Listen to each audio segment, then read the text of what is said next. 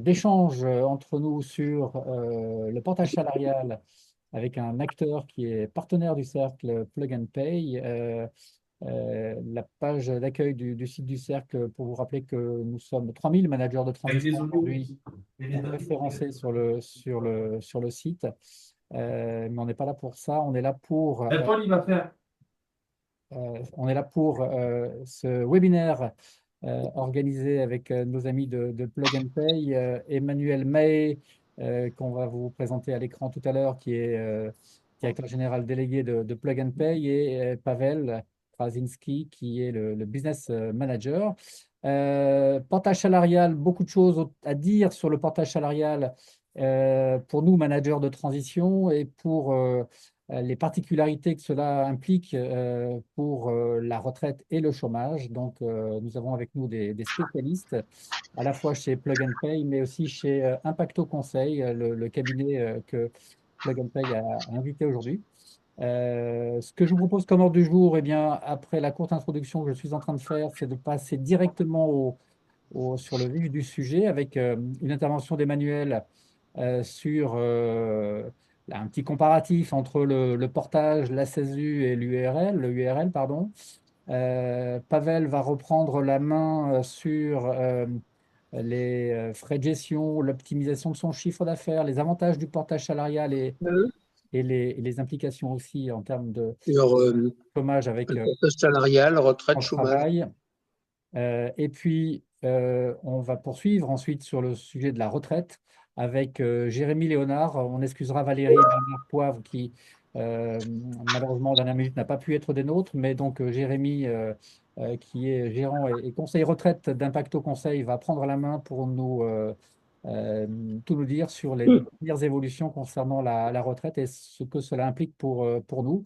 On passera, après ces 30-40 minutes de présentation, eh bien, au volet questions-réponses, mais questions courtes et réponses courtes, hein, j'insisterai là-dessus parce que ça permettra à un bon nombre de personnes d'intervenir.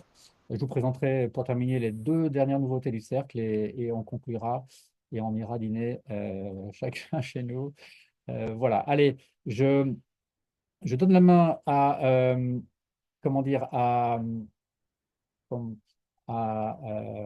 Emmanuel, qui va se présenter à l'écran. Je suis en train d'arrêter le partage du slide.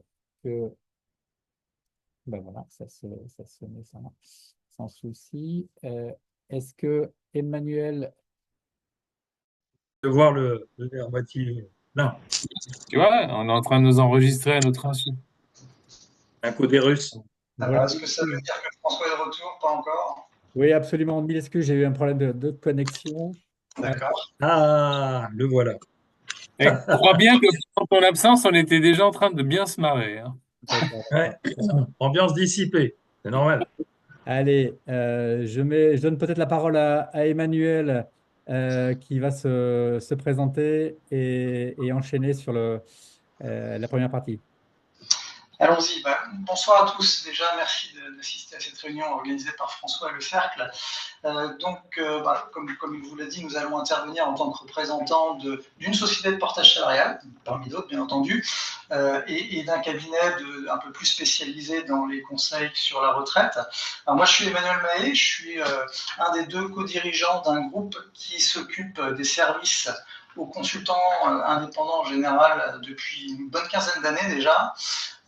Donc on a deux sociétés, la société Plug and Pay dont on va parler aujourd'hui et qui est exclusivement dédiée au portage salarial, et une autre société qui s'appelle Nexoris et qui permet de proposer un certain nombre de missions à des consultants indépendants et des managements de transition également.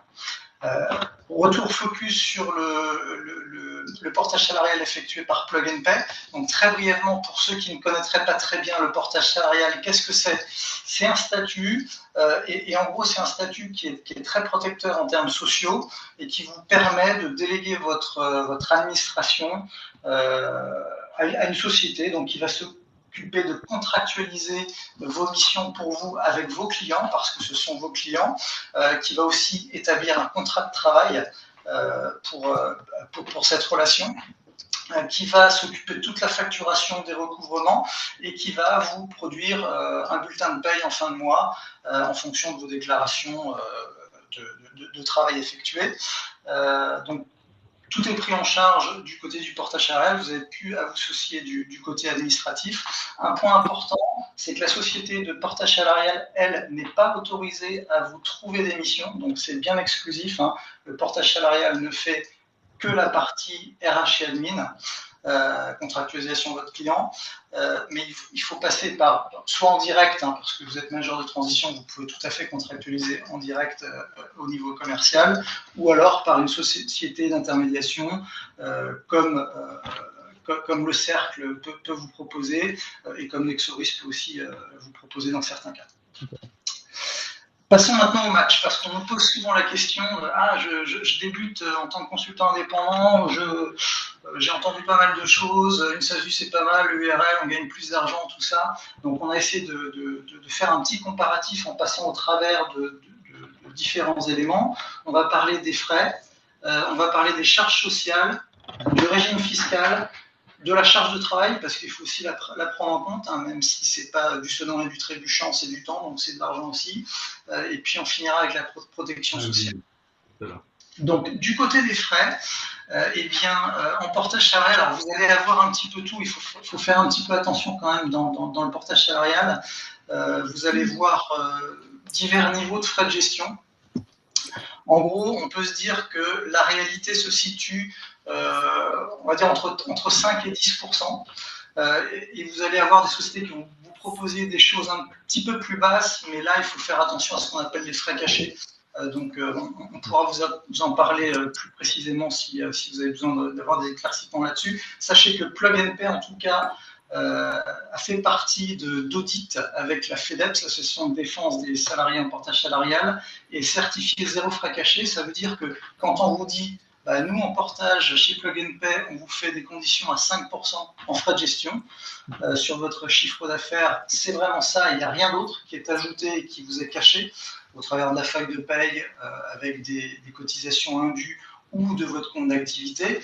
Et en plus, une des particularités actuelles de Plug and Pay en portage salarial, c'est le fait qu'on va caper vos frais de gestion à 589 € par mois. Ça veut dire que pour tous ceux qui ont et comme c'est souvent le cas avec les managers de transition, des TJM assez élevés, on peut arriver à un taux de frais de gestion inférieur à 5%, tout simplement parce qu'on l'a capé à 589. Si on compare à ce niveau-là avec les frais équivalents en SASU ou en URL, on peut le comparer à un temps passé. On peut dire que vous allez passer environ une demi-journée par mois pour vous occuper de la gestion de votre société. Et si on prend un TJM de l'ordre de 1 000 € hors taxe par mois, ça peut correspondre à peu près à 250 € net. Les frais comptables, ces frais comptables sont dans le portage salarial. De même pour l'assurance RC Pro, c'est intégré dans les frais de gestion. Pareil pour les frais bancaires. Donc, sur le portage salarial, chez Plug and Pay, ça sera un maximum de 589 € par mois. Côté SASU et URL. Pardon ? Alors, je ne sais pas si je dois répondre aux questions en même temps ou si on prend les questions après. On prendra les questions après pour Emmanuel. Oui. Et puis, on répondra aux questions. Donc, les frais comptables, en gros, pour un comptable qui vient vous épauler pour votre comptabilité, c'est à peu près 200 € par mois, en fonction du service que vous aurez. Pour la RC Pro, ça sera un minimum de 50 € par mois. Pour les frais bancaires, pareil. Donc, en gros, on parle de environ 550 € par mois de frais de gestion, que ce soit ou en URL. Donc, si on fait le match au niveau des frais, vous avez un léger avantage pour la SASU et l'URL. Ce que je n'ai pas pris en compte ici, c'est d'autres frais qui sont importants, qu'on verra plus tard, et qui vous permettent d'avoir une couverture sociale bien plus importante en SASU et en URL. Donc, avantage SASU et URL sur ce premier plan. On va passer maintenant à la deuxième sur les charges sociales. Sur les charges sociales, si on compare, là on a une équivalence plus ou moins entre le portage salarial et la SASU.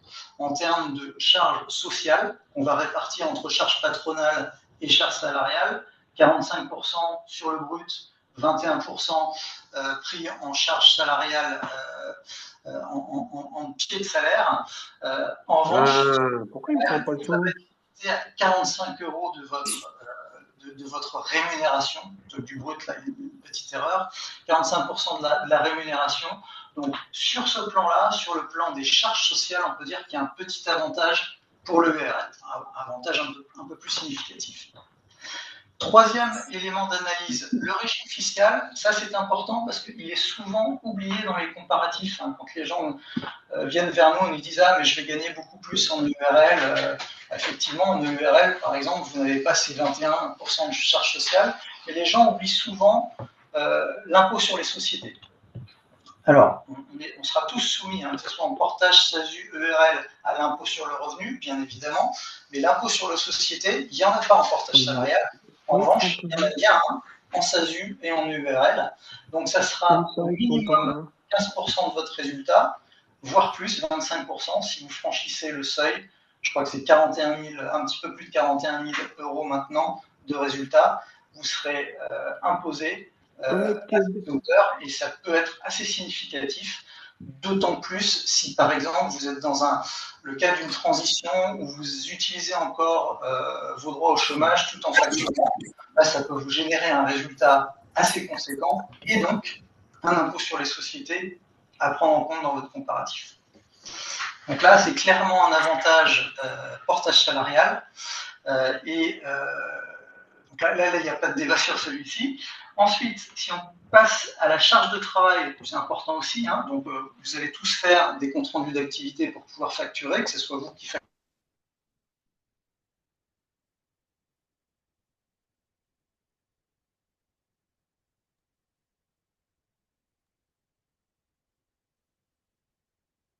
On n'entend plus rien. Oui, Emmanuel, vous avez coupé votre micro. Non, c'est moi en fait qui ai coupé le micro de tout le monde. Voilà, normalement Emmanuel, c'est OK à nouveau. OK, alors je ne sais pas pourquoi. Alors, est-ce que vous m'avez entendu jusque-là ou...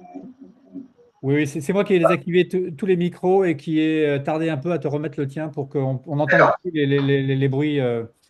Très bien. Donc je reprends très brièvement sur la charge de travail, si vous m'avez entendu sur le slide précédent. Oui. La charge de travail, on va tous avoir à faire des CRA et vous allez tous avoir des notes de frais, je suppose. Et ça va être une équivalence de charge de travail, quel que soit votre statut.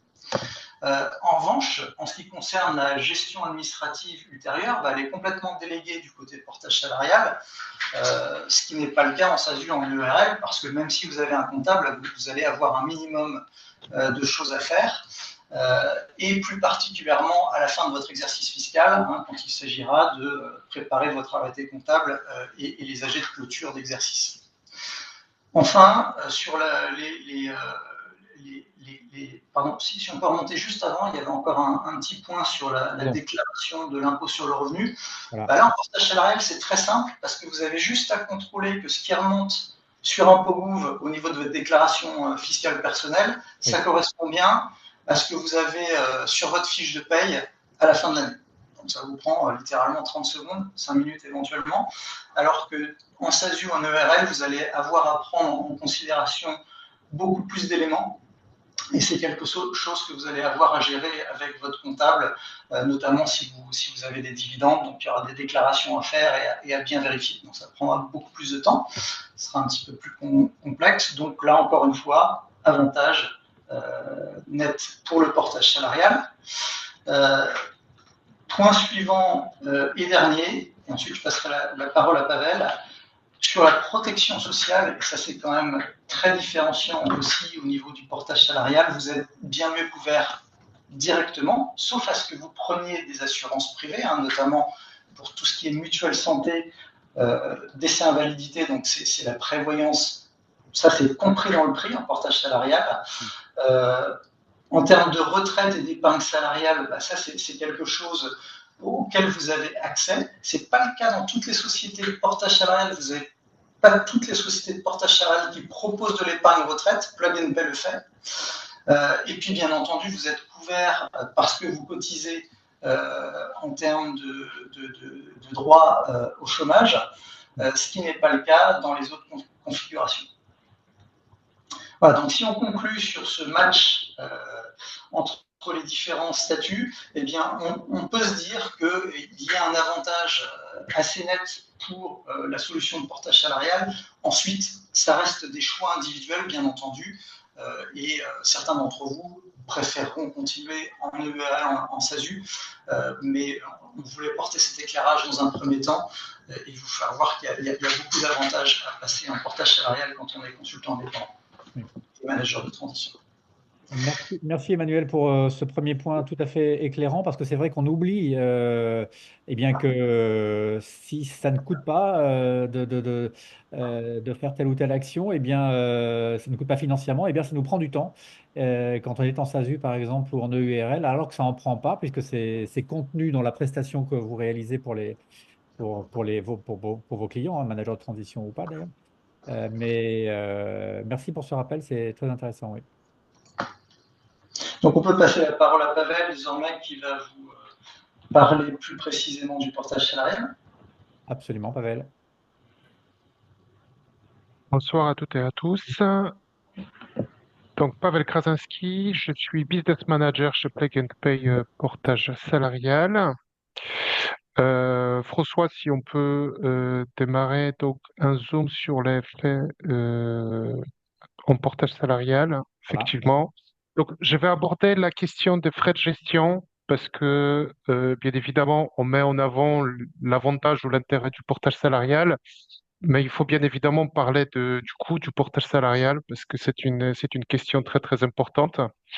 Euh, pour commencer mes propos, je dirais que la moyenne de commission de portage salarial va se situer autour de 5% du montant hors taxe facturé, à savoir que pour ceux qui commencent, en tout cas, qui connaissent pas bien le portage salarial, la grande majorité de sociétés, de cabinets de portage salarial qui exercent en France se rémunèrent euh, sur le chiffre d'affaires du consultant.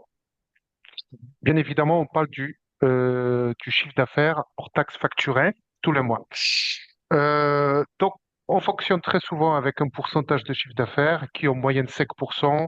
On peut trouver une amplitude entre 4 et 10% en fonction aussi du package proposé par un cabinet de portage. Donc, on vous a fait un petit comparatif au fait pour vous montrer l'impact de frais de gestion sur votre pouvoir d'achat en quelque sorte.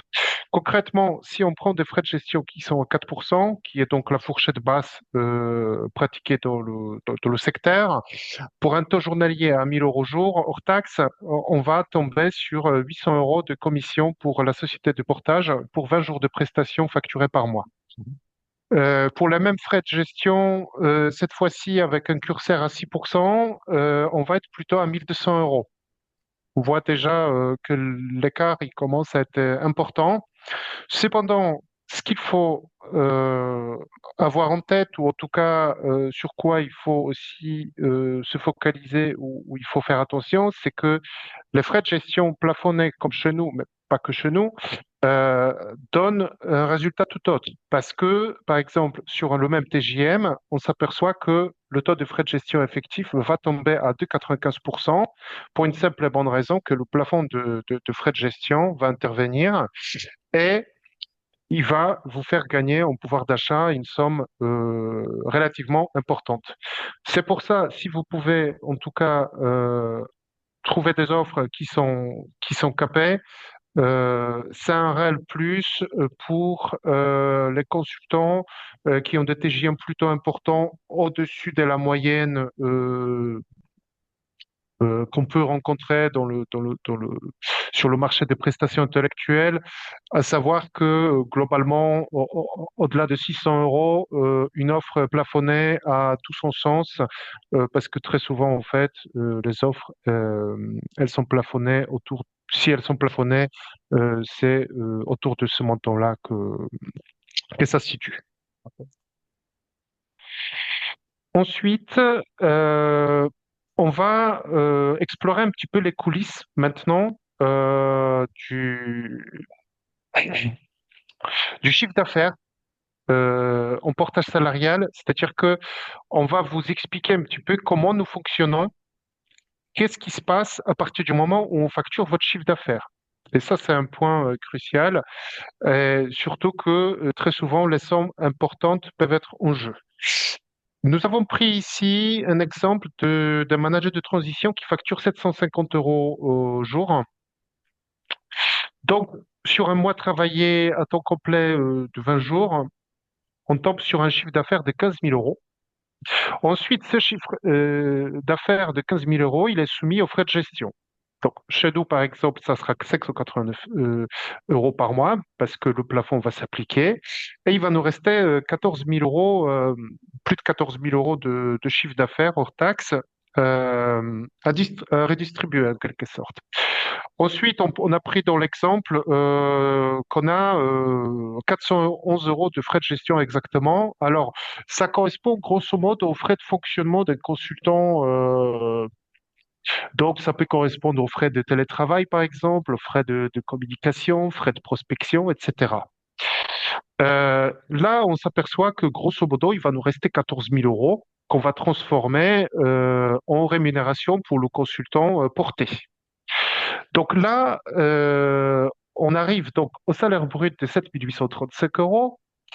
On constate aussi qu'il y a plus de 3 000 euros, plus exactement 3 735 euros qui correspondent à grosso modo 45% du salaire brut qui constituent les charges patronales. Ensuite, on provisionne les congés payés et la réserve conventionnelle. Donc, autant les congés payés, tout le monde sait plus ou moins comment ça fonctionne parce que la grande majorité d'entre nous était déjà en portage salarial ou en salariat classique, en CDI ou en CDD, peut-être en intérim également. Ensuite, donc, je vais m'arrêter un petit peu sur la réserve conventionnelle parce que ça, c'est un dispositif qui est vraiment propre à la convention collective du portage salarial. Grosso modo, ce montant-là correspond à 10% de la rémunération brute générée. Et ce montant-là a vocation à être transformé les mois suivants en salaire, par exemple, lorsque l'activité baisse, ou par exemple en salaire lorsque le consultant est en période d'intermission. Ce montant peut servir également à prendre en charge peut-être des frais frais professionnels hein, qui sont propres à l'activité d'un consultant.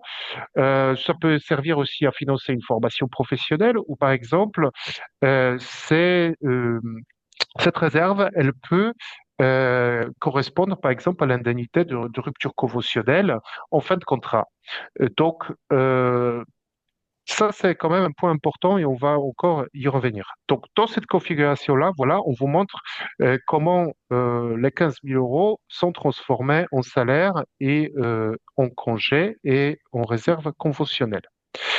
Maintenant, on va faire un zoom. J'ai une question sur les congés Euh, payés. Excusez-moi, Pavel. Patrick. pardon? Patrick, j'ai une question sur les congés payés, pour revenir sur le slide précédent, François. Les congés payés, parce que c'est vrai que nous sommes indépendants, quelque part, on passe sur le Oui, portage.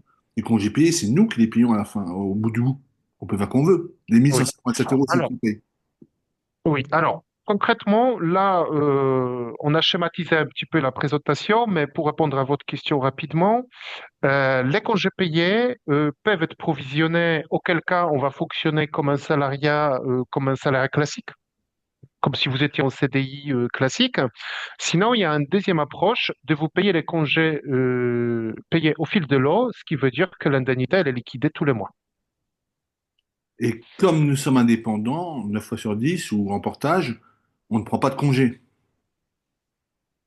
Donc ça se passe Alors, comment? croyez-moi que une bonne partie des consultants portés, par exemple chez nous, ils préfèrent quand même avoir la provision parce que c'est quelque chose qu'ils connaissent de leur carrière professionnelle d'avant.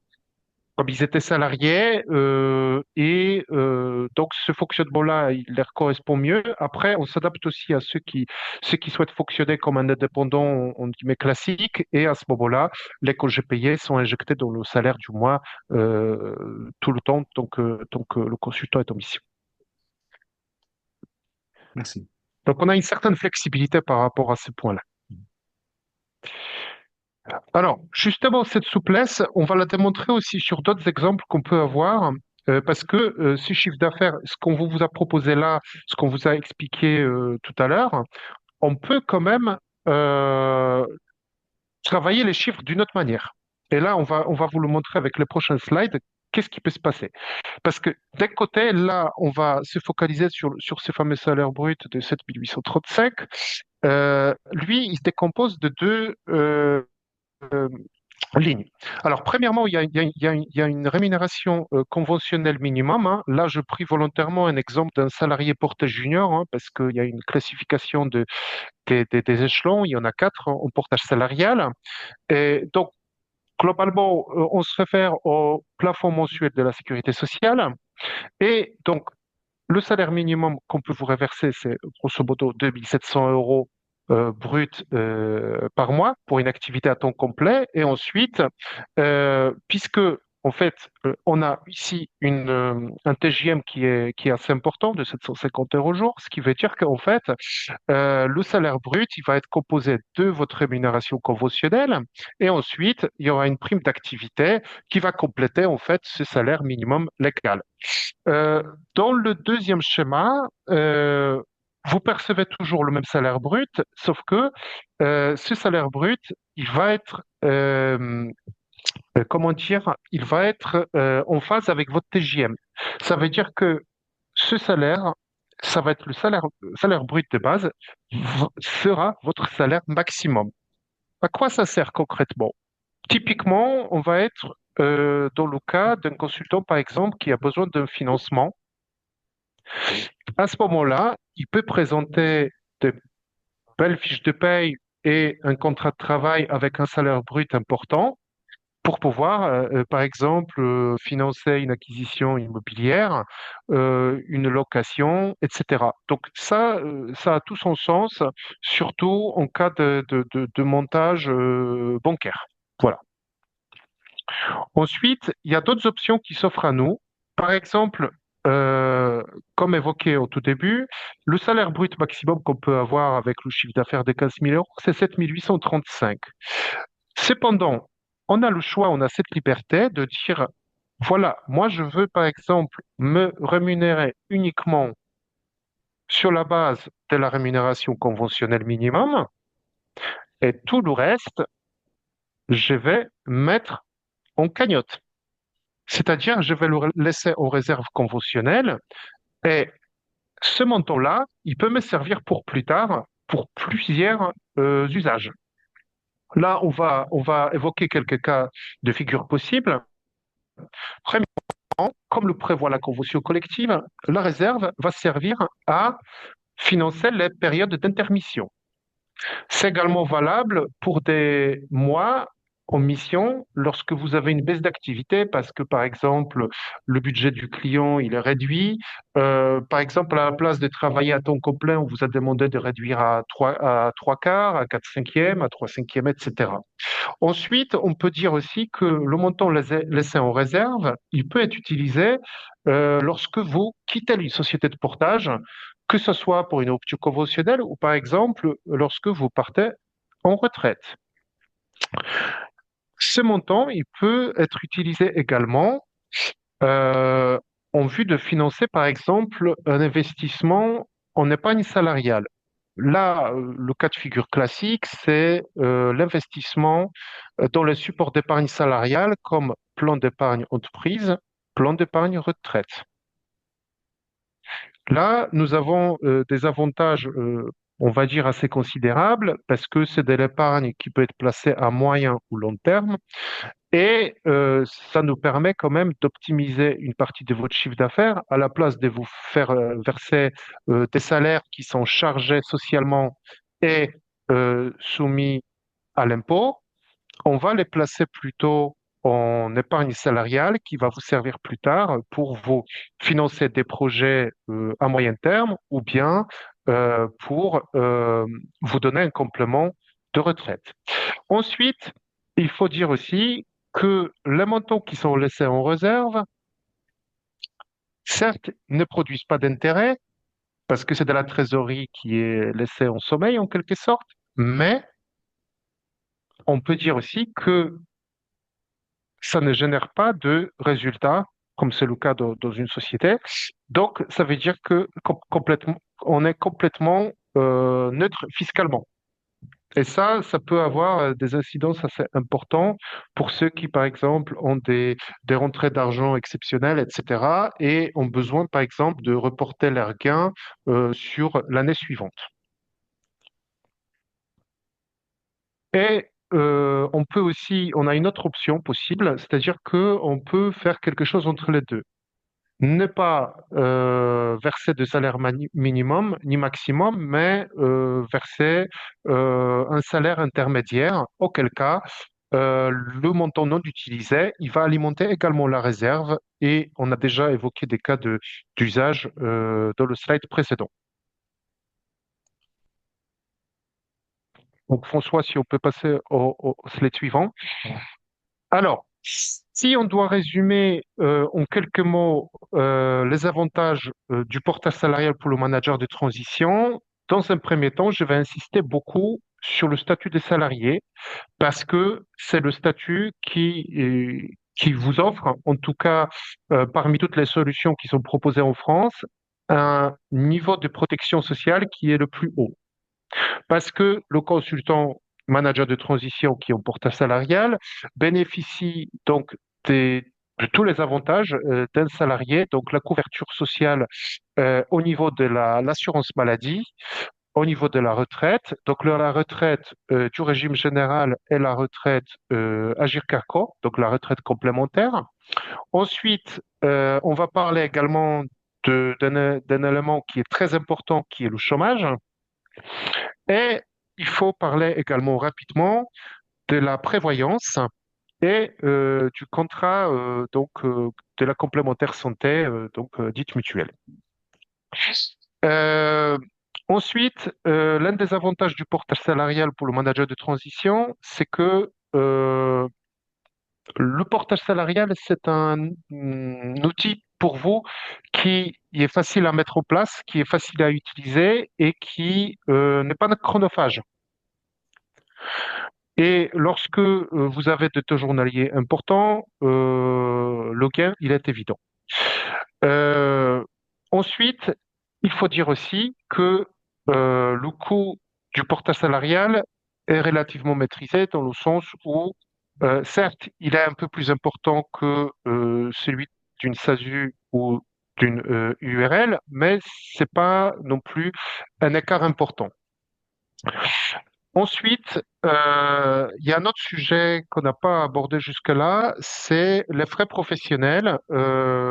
Le portage salarial vous permettra de gérer vos frais professionnels qui sont non soumis aux charges sociales et qui sont exonérés d'impôts.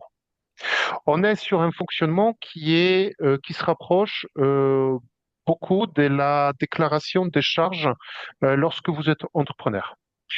En ce qui concerne le portage salarial, la grande flexibilité du portage, c'est justement l'un des avantages du portage, ça va être cette flexibilité, c'est-à-dire que on perçoit on encaisse un certain chiffre d'affaires, mais nous ne sommes pas obligés de le transformer intégralement ou immédiatement en salaire.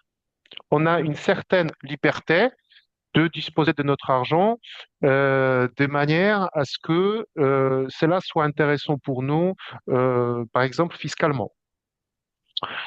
Donc, en ce qui concerne la gestion des réserves, c'est aussi l'un des avantages parce que ça nous permet de mobiliser donc une partie de la facturation pour augmenter les salaires, par exemple, plus tard. Ça permet de couvrir des périodes d'intermission. Donc, c'est une cagnotte qui peut être assimilée un petit peu à la prime de précarité. On peut également donc loger une partie de la facturation dans un plan d'épargne salariale, que ce soit plan d'épargne entreprise ou plan d'épargne retraite. On peut financer également les indemnités de fin de contrat, que ce soit la rupture conventionnelle ou par exemple le départ à la retraite. Et également, un grand avantage du portage salarial qu'il ne faut pas négliger, c'est tout simplement la période travaillée au portage salarial. C'est une période de cotisation à l'assurance chômage et donc par conséquent, c'est une période indemnisée pendant les périodes d'intermission. Il faut dire aussi un dernier élément que la période de portage salarial peut être un tremplin pour vous pour votre projet entrepreneurial dans le sens où vous pouvez utiliser votre allocation chômage pour lancer votre activité euh, en SASU, par exemple, en sachant que vous avez la possibilité de bénéficier des aides de l'État comme la RCE ou l'ACRE. Voilà, on va en parler tout à l'heure en détail.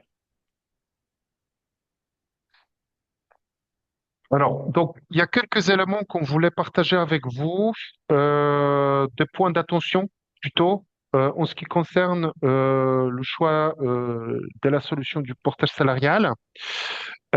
Premièrement, c'est un élément qu'Emmanuel a déjà évoqué au tout début. Si possible, privilégier les sociétés labellisées zéro frais cachés pour une simple et bonne raison que vous avancerez avec un partenaire qui est transparent avec vous. Vous n'aurez pas de mauvaises surprises, il n'y aura pas d'options payantes, il n'y aura pas une partie de votre chiffre d'affaires qui va disparaître ou qui va être dissimulée dans des charges fantaisistes. Je pense que certains d'entre vous ont déjà entendu parler des frais cachés. C'est une affaire qui date déjà d'il y a plusieurs années. Ensuite, il y a sur le marché des entreprises qui proposent donc des frais de gestion, donc la commission de frais de gestion qui est plafonnée. Ça peut être intéressant, surtout pour ceux qui ont des TJM importants. Ensuite, un point important aussi, avant de choisir une société de portage, vérifiez bien les modalités de paiement de votre salaire. Je m'explique. Il y a certaines sociétés de portage qui vont vous verser uniquement la rémunération minimum conventionnelle et elles vont vous verser un reliquat de votre rémunération lorsque la facture sera encaissée. Donc, concrètement, ces sociétés-là vont attendre le règlement du client pour restituer le reste de salaire sur votre compte bancaire. Cependant, je dirais que la majorité de sociétés de portage salarial aujourd'hui en France vont vous proposer une avance intégrale de salaire. C'est un point important, surtout lorsque, par exemple, vous êtes en mission, en grand déplacement. Vérifiez également Ce critère, qu'est-ce que les sociétés... Pardon? ce critère-là, il est basé sur quoi, par rapport à quoi? Parce qu'effectivement, on a des clients, des fois, qu'on a, qui nous Oui. prennent en mission et ils ne sont pas solvables, on ne sait pas. Voilà. Donc, sur quels critères vous D'accord. basez, vous versez? Moi, par exemple, je prends une mission, je passe par une Mhm. EMP, elle me dit ça 30 jours, 60 Oui. jours. Donc, 60 D'accord. jours, moi, je passe en portage, comment je peux être payé le 3 du mois et pas attendre 60 jours? D'accord. Alors, concrètement, je vais vous parler d'un cas concret, c'est-à-dire que comment ça fonctionne chez nous. Typiquement, nous, lorsque vous nous présenterez par exemple votre client, qui est très souvent un cabinet de management de transition, on va tout simplement faire une vérification au préalable avant de signer un contrat de mission. On va vérifier la solvabilité de cette société. Donc, il y a plusieurs outils qui sont disponibles sur le marché. On peut en temps réel vérifier la solvabilité du client et on a accès aussi à d'autres informations. Ce n'est pas que que les bilans comptables, mais on peut aussi vérifier si la société, par exemple, est à jour de ses cotisations, si la société est en procédure judiciaire, etc., s'il y a des litiges. Donc ça, on est capable de vérifier ça aujourd'hui en temps réel. Et lorsqu'il y a un problème avec votre client, on vous le dira tout de suite. Nos clients, ce sont Concrètement, des chez EMT, hein. nous, Nos clients, ce sont des pardon, EMT. Nos clients, ce sont des c'est ça, EMT. exactement, Donc les EMT, il y tout en a à fait. 172, 178, je ne sais plus le chiffre. Donc ça monte, on est en croissance. Donc il y en a qui sont cotés, les 5 premiers ou les 6 premiers. Il y en a d'autres, c'est plus compliqué. Donc je Allez. prends une mission, par exemple, chez, je ne vais pas le citer, dans le Mhm. 170e ou 168e. Comment ça se passe du coup? Alors, donc concrètement, lorsque, par exemple, vous souhaitez nous confier la gestion de votre mission, on va vous demander qui est donc le cabinet par lequel vous passez. Vous nous donnerez soit le numéro de SIRET ou le nom du cabinet. Et on va vérifier tout de suite en temps réel si le cabinet ne rencontre aucune difficulté et on vous le dira tout de suite. Si les voyants sont au vert, on va procéder à la signature du contrat de mission. S'il y a un problème ou si on a besoin d'informations complémentaires, on vous en informera. Très bien.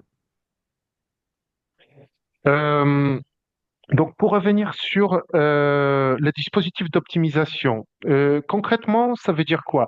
Tout cabinet de portage salarial en France doit être capable de transformer votre chiffre d'affaires en salaire.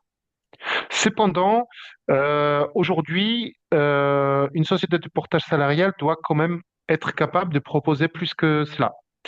Concrètement, qu'est-ce que ça veut dire optimiser vos revenus? Par exemple, la société de portage salarial peut vous proposer euh, des dispositifs d'épargne salariale, comme ceux évoqués tout à l'heure, que ce soit le plan d'épargne entreprise ou le plan d'épargne retraite. Concrètement, cela vous permet d'optimiser une partie de votre chiffre d'affaires et ne pas le transformer, ce chiffre d'affaires, uniquement en salaire. Une autre piste possible, c'est par exemple d'accéder aux dispositifs divers, comme par exemple euh, ça peut être euh, le dispositif d'échec CESU, chèque emploi service, pour financer des services à la personne dont vous bénéficiez, pour payer par exemple une crèche de vos enfants ou pour par exemple payer des prestataires de services qui interviennent chez vous à domicile, par exemple un jardinier ou une femme de ménage, etc. Ensuite, il peut y avoir aussi d'autres dispositifs qui sont proposés. Plus globalement, on appelle ça du comité d'entreprise, des chèques cadeaux, des chèques vacances, chèques culture.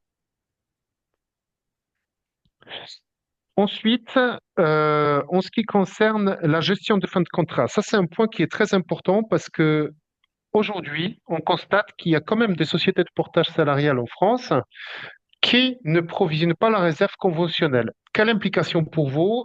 Typiquement, lorsque, par exemple, la mission s'arrête brusquement, il s'avère que il n'y a rien dans la cagnotte, il n'y a rien dans la réserve. Donc, concrètement, ça veut dire que la société de portage salarial n'est pas capable d'effectuer, par exemple, une rupture conventionnelle de votre contrat de travail qui vous ouvre les droits à l'allocation chômage, pour une simple et bonne raison que ce type de rupture de contrat de travail doit s'accompagner d'une indemnité légale. Donc, l'indemnité légale, elle doit être versée par l'employeur. L'employeur ne peut pas sortir cet argent de nulle part. Donc, cette somme-là, elle doit être provisionnée en amont. Donc, typiquement, il faut se méfier beaucoup des offres qui vous disent que chaque mois, tout chiffre d'affaires est transformé en rémunération, parce que ça veut dire que potentiellement, vous vous retrouverez dans une situation de fort désagréable, dans le sens où le jour où vous avez un pépin avec votre client, etc., et il faut arrêter le portage salarial, cela veut dire concrètement que le cabinet de portage salarial vous dira qu'il faut démissionner. Et comme vous le savez, la démission n'ouvre pas aujourd'hui les droits à l'allocation chômage. Euh, Ensuite, un dernier point, il faut fuir les montages risqués. Il y a certaines sociétés qui d'ailleurs parfois sous-entendent qu'elles font du portage salarial, mais c'est pas vraiment du portage salarial, vont vous proposer des montages risqués, très souvent à l'étranger, en vous promettant par exemple une rémunération minimum conventionnelle en France et une partie de rémunération qui est transformée à l'étranger, par exemple en Suisse, en Angleterre, en Andorre ou par exemple à l'île Maurice. Donc sachez que nous, on a déjà eu affaire à des consultants qui nous ont fait part de ce genre de fonctionnement et malheureusement avec des redressements fiscaux et sociaux à la clé. Donc, il y a certaines pratiques qui sont plus que douteuses et il faut les éviter. Euh, Ces sociétés, très souvent, en fait, elles vont vous démarcher via LinkedIn ou par téléphone. Donc, il faut vraiment s'en méfier. Pavel, on va devoir accélérer pour laisser la place ensuite Très à bien. Jérémy Oui. sur la Donc, partie retraite. exactement. Donc, maintenant, le dernier point que je voulais vous présenter aujourd'hui, c'est le chômage. Parce que donc c'est l'un des points forts du portage salarial, c'est l'accès au chômage. Donc concrètement, quand on travaille au portage salarial, nous sommes donc salariés, nous cotisons à l'assurance chômage et donc par conséquent, nous bénéficions des allocations chômage le jour où on se retrouve sans emploi. Concrètement, il faut travailler minimum 6 mois. Donc, ça correspond exactement à 910 heures d'activité salariale sur les 24 derniers mois en tant que période de référence. Et donc, ensuite, le consultant qui, par exemple, effectue des missions en portage salarial euh, en tant que manager de transition, très souvent, en fait, on est en mission pendant, par exemple, 7 à 9 mois. Et ensuite, il y a des périodes d'intercontrat qui peuvent durer plus ou moins longtemps. Et le chômage, il a tout son sens dans ces cas. Il y a encore un autre point important, c'est que le portage salarial vous permet de recharger vos droits lorsque vous êtes déjà en période d'indemnisation. Concrètement, vous pouvez être par exemple en période d'indemnisation. Il y a un client qui se rapproche de vous, par exemple, pour vous proposer une mission courte, etc. Cela vous permet en fait de recharger vos droits existants. Et ça, c'est un point vraiment important, surtout en fin de carrière. Euh, un autre point important qu'il peut y avoir, c'est que vous pouvez cumuler votre allocation avec une activité salariale. Concrètement, il faut rester inscrit à Pôle emploi, actualiser, donc maintenant ça s'appelle France Travail depuis peu.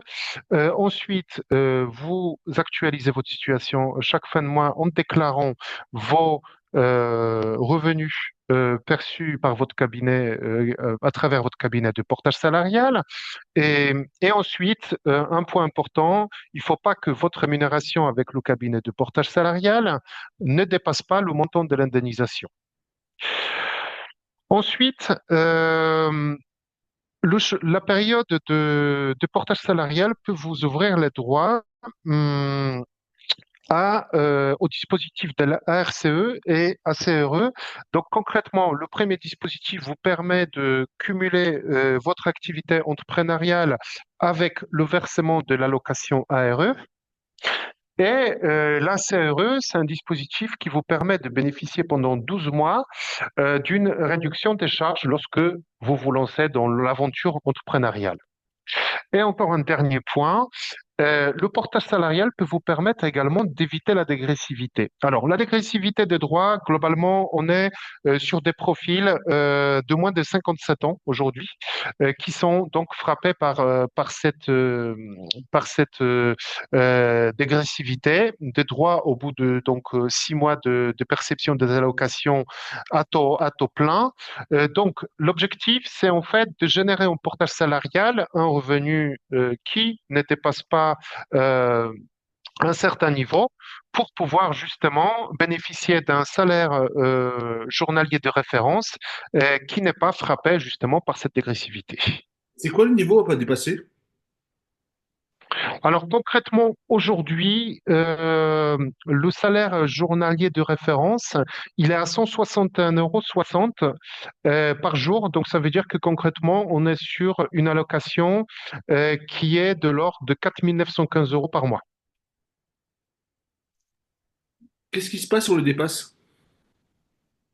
À ce moment-là, la dégressivité va s'appliquer et concrètement, pendant 6 mois, vous allez percevoir votre allocation complète et ensuite, l'allocation va être réduite sur toute la durée restante de 30% si ma mémoire est bonne. Donc en TJM, c'est combien qu'on doit facturer pour pas dépasser? Alors, c'est pas un TGM qu'il faut raisonner, mais c'est plutôt en rémunération que vous allez percevoir avec la société de portage. Concrètement, on va être sur des rémunérations qui vont être faibles. Concrètement, ça veut dire que le consultant va devoir se rémunérer sur des rémunérations qui avoisinent 3 500 € brut mensuels. Ce que je vous propose, c'est de continuer à poser vos questions dans le chat. Olivier Lecoquille, qui est DG également de Plug and Pay, y répond. Là, je vois. Merci, Olivier. Euh, Pavel, on a terminé. On peut passer la main Oui, à Jérémy ou oui, pas? oui, on peut passer la main à Jérémy du cabinet Impacto. D'accord. Merci. Eh bien, voilà. Merci beaucoup, Pavel, pour ces explications très précises sur tous ces sujets qui sont très techniques souvent. On va passer en effet la main à Jérémy Léonard du cabinet Impacto Conseil, qui est conseil retraite sur le sujet de la retraite, évidemment. Donc, Jérémy, c'est à vous. Ok, merci. Bonjour à tous. Merci Pavel pour cette entrée en matière qui me fait aussi une transition puisqu'on va parler de chômage par rapport à la retraite. Je vais essayer d'être concis parce que parler de la retraite en 10 minutes, en plus sur le sujet du portage, c'est un challenge. Donc, ce que je vous propose, c'est que je vais faire la présentation et puis après, si vous avez des questions, je préfère y répondre après parce que je pense que sinon, ça va être assez compliqué pour tenir le timing. On fait comme ça, ouais. Euh, alors. Donc oui, au niveau de l'équipe, moi je travaille avec Valérie, donc je suis le gérant de la société Impacto Conseil. Je suis également enseignant, chargé d'enseignement donc en master de droit sur le sujet de la retraite et aussi formateur en entreprise. Donc avec Valérie, on fait des bilans retraite et on assiste aussi sur la liquidation des droits. Au niveau du bilan, nous, notre travail, c'est pas seulement de vous dire, voilà, vous allez toucher X à la retraite. C'est vraiment de mettre une stratégie de fin de carrière et d'aller chercher toutes les optimisations pour que vos très grosses cotisations vous soient pleinement rétribuées, on va dire, sans qu'il y ait d'erreur. J'ai mis une stat, c'est que au niveau de la Cour des comptes, ils ont annoncé une retraite sur 7 qui était mal liquidée sachant que on ne prend pas en compte les erreurs qu'il y a, les erreurs ou en tout cas anomalies qu'on peut voir sur les relevés de carrière. Donc il y a tout un travail de reconstitution de carrière et de stratégie. Et je vais illustrer ça par un exemple un petit peu plus tard pour que ça soit concret pour vous. Au niveau justement on parle de patrimoine social, souvent très évalué, puisque quand on regarde la moyenne de patrimoine des Français, c'est relativement faible finalement, et on sous-évalue justement souvent le montant de la retraite. Bon, chez les jeunes, c'est vrai qu'on a tendance même à entendre j'aurai pas de retraite. Alors, est-ce que c'est vrai, pas vrai? Je pense que là, si je lance le débat, on n'aura pas assez de la soirée pour ça, même si on est d'accord sur la tendance, hein, très largement. Mais c'est vrai que quelqu'un qui a travaillé toute sa carrière, qui a 55 ans aujourd'hui, ou même 50 ans, il y a eu énormément de cotisations puisque vous cotisez quand même 28% sur votre salaire brut, donc c'est vraiment très très important. Et si vous êtes sur un foyer avec une personne qui touche 2 500 € et une autre qui touche 1 500, ben, on parle quand même d'une somme à percevoir de plus d'1 million d'euros, sachant que la moyenne d'espérance de vie, je suis désolé de parler comme ça, est d'environ 22 ans à 64 ans. Donc ça laisse encore de belles années devant soi. Et justement, il faut optimiser ce revenu, ce patrimoine social. Alors justement, la pyramide vous montre bien qu'il y a un système obligatoire avec la retraite de base, donc souvent bah, l'assurance de trait, l'assurance retraite, la CNAV ou CARSAT. On a aussi tout ce qui est retraite complémentaire, donc l'Agirc-Arrco quand on est salarié. Après, en France, il y a 42 régimes, donc là, on va pas les évoquer en 5 secondes, mais en tout cas, c'est un système qui est complexe avec beaucoup d'éléments à prendre en compte. Mais en tout cas, un salarié cotise à la retraite de base, donc CNAV ou CARSAT, et également alors, CNAV en Île-de-France, CARSAT en dehors de l'Île-de-France, pour pas dire en région, et retraite complémentaire, donc Agirc-Arrco, les deux régimes qui ont fusionné donc en 2019. Alors, la retraite de base va être sous forme de trimestre, alors que la retraite complémentaire va être sous forme de points. Mais dans tous les cas, c'est quand même une retraite par répartition. Donc, ce qui fait tant débat avec justement l'enjeu démographique du vieillissement de la population. Donc, dans les deux cas, vous avez des trimestres pour l'assurance de base et des points pour l'assurance complémentaire. N'en reste que même si vous avez beaucoup de points complémentaires et qu'il n'y a plus personne pour vous payer ces cotisations, ben, on a un problème. Je vous dis ça parce que souvent on se dit, ben, comme j'ai des points, c'est mes points à moi, donc c'est un peu comme de l'épargne. Non, c'est juste une histoire de comptabilité. Donc on va avoir des mécanismes justement de trimestre qui vont rentrer en compte et de points. J'ai fait un focus donc sur la slide d'après sur l'âge légal. J'ai mis ça parce que souvent, l'âge légal, il est souvent parfois mal compris puisque on pense parfois qu'il faut le nombre de trimestres pour partir à la retraite. Si je prends l'exemple de quelqu'un qui est né en 64, son âge légal suite à la réforme, c'est 63 ans, et on lui demande 171 trimestres. Mais si même il a 120 trimestres, il peut partir en retraite, il n'y a aucun problème, si ce n'est qu'il va avoir une minoration de sa retraite. Mais en tout cas, on n'est pas obligé d'avoir ce nombre de trimestres pour partir en retraite. C'est vraiment le nombre de trimestres pour partir à taux plein, sans décote, que ça soit au niveau du régime de base et au niveau du régime complémentaire. Alors, est-ce que cet âge légal va changer ou pas? Ça, en ce moment, on en entend énormément parler. On vit au jour le jour dans ce climat assez incertain au niveau des retraites.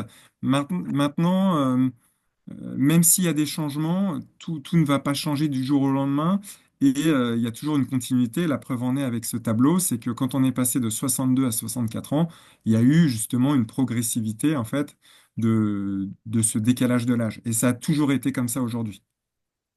Moi, j'ai une question. On est donc manager de transition, on passe par du portage, Oui. on a intermission, donc du coup, en intermission, on est au chômage. Oui. Il paraît qu'en est au chômage, je ne sais pas, c'est une question, il paraît qu'une année de chômage ne correspond pas à une année de cotisation retraite, mais une demi-année. Alors, justement, vous faites la transition avec cette slide, puisque justement, On va grouper les pour- questions à la fin et on va continuer oui, la mais, présentation si tu mais veux en bien. plus, ça va y répondre. Mais effectivement, c'est pas mal de centraliser à la fin, mais cette slide va y répondre, donc ça tombe très bien. C'est qu'aujourd'hui, les trimestres, comment on acquiert un trimestre, c'est pas le temps travaillé, c'est le nombre, enfin c'est un montant de cotisation et donc un salaire brut sur lequel on appuie ces cotisations. Le montant, c'est 150 SMIC horaires, le SMIC au 1er janvier, donc même s'il change en cours d'année, c'est toujours au 1er janvier, pour valider un trimestre. Donc en 2025, à partir du moment où je touche 1782 euros, j'ai un trimestre, même si j'ai travaillé un mois. Et d'ailleurs, c'est pour ça que si, par exemple, on travaille 2 mois, ben, on peut cotiser, on peut avoir 4 trimestres, donc qui représentent un an, mais en 2 mois. Donc ça, c'est vraiment sur le fait de cotiser pour avoir des trimestres de retraite. Bien sûr, on peut en avoir que 4 par an. Donc même si on gagne 100 000 euros, on a 4 trimestres, même si on est bien au-delà des 7 128 euros. Donc 7 128 euros, c'est un montant important puisque à partir du moment où on cotise sur 7 128 euros, on valide 4 trimestres. J'insiste un petit peu sur ce point puisque Pavel nous parlait de pilotage de sa rémunération et justement d'intermission, de perspective de mission. Et c'est un chiffre à avoir en tête. Si vous cotisez sur du portage salarial à hauteur de 7 128 euros de rémunération brute, que ça soit en prime, enfin, en activité, en fixe, peu importe, c'est vraiment le brut. Et donc, vous allez avoir 4 trimestres. Et pour faire la transition par rapport à votre question, c'est que la règle, elle est simple au niveau du chômage. C'est 50 jours de chômage indemnisé par France Travail égale un trimestre. Donc, si je ne travaille pas du tout, je ne cotise sur aucune, enfin, je ne cotise pas du tout sur l'année, mais que j'ai 200 jours de chômage, donc ça veut dire que ça m'amène, bon, je dis ça comme ça approximativement, mais à peu près en août. Ben là, je valide 4 trimestres. Donc, par rapport aux intermissions, normalement, si vous avez des périodes d'intermission, j'imagine que vous avez cotisé sur plus que 7 128 euros sur l'année. Mais dans tous les cas, imaginons même que vous cotisiez sur 2 000 euros, vous validez un trimestre. Après, vous avez du chômage. Si vous êtes au chômage, enfin, intermission n'est pas forcément égal à chômage, de ce que disait Pavel, mais en tout cas, ça va venir compléter. Donc, ça peut être très favorable, justement.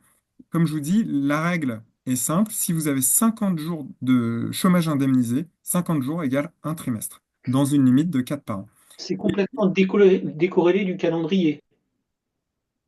Alors, c'est-à-dire? C'est-à-dire qu'il ne faut pas avoir 50 jours pendant le premier trimestre, 50 jours pendant le deuxième trimestre. Non, non. Les 100 jours à la fin de l'année, ça fait les 4 trimestres.